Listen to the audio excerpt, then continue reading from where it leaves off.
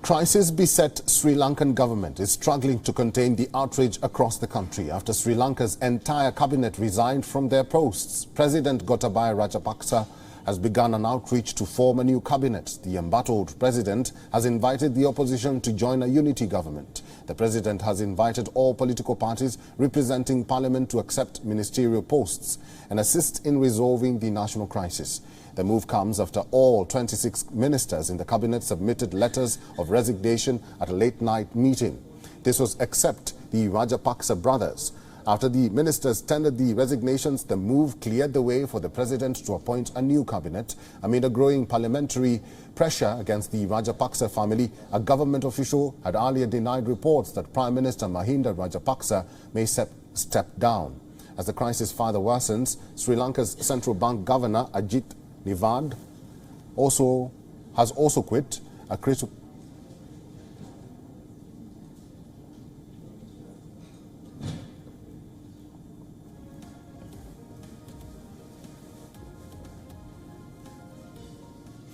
And for more on this, WION correspondent Dasuni Athauda is joining us live from Colombo. Dasuni, good to see you. Has anything changed? What's the latest? We hear that the new cabinet is set to be announced soon. Can you confirm this?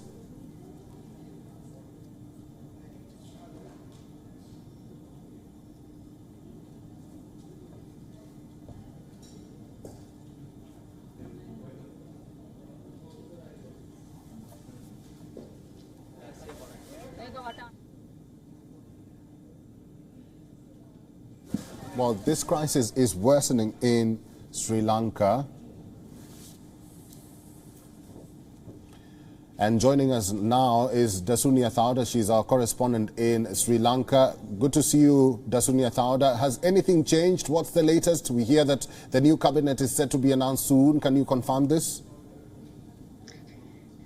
Hi, Eric. Well, yes, a lot seems to be happening all at once here in Sri Lanka right now. Well, from what we know so far, a temporary cabinet has been appointed, which means Ali Sabri, who used to be the former Justice Minister, will now take on the role as Finance Minister, which gives us an indication that former Finance Minister Basil Rajapaksa has given up his post. What's interesting to see is that the appointments of the Minister of Education, the Minister of Foreign Affairs, as well as the Minister of Highways still remains the same. Now, this comes mere minutes after the President issued a statement requesting all parties to come together to resolve this crisis. And from what we know so far as well, we did see Minister Dinesh Gunawardena speaking to the media here, local media in Sri Lanka, and sort of reiterating that this is more of a temporary cabinet rather than a new cabinet, and that a newer cabinet will be appointed in the future after holding talks with opposition parties as well. Dasuni, the country is still under the effects of a state of emergency, which was declared after an angry mob surrounded the private residence of President Rajapaksa. Give us an update on the curfew and the arrests made so far.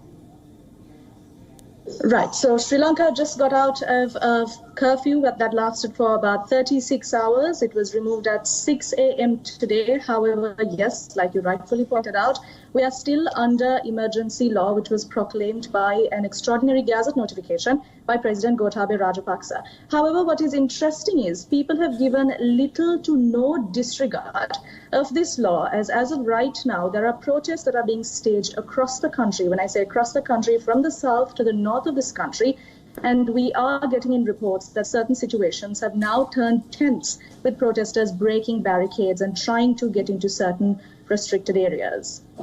Dasuni Athauda, thank you very much for that update and for talking to us today.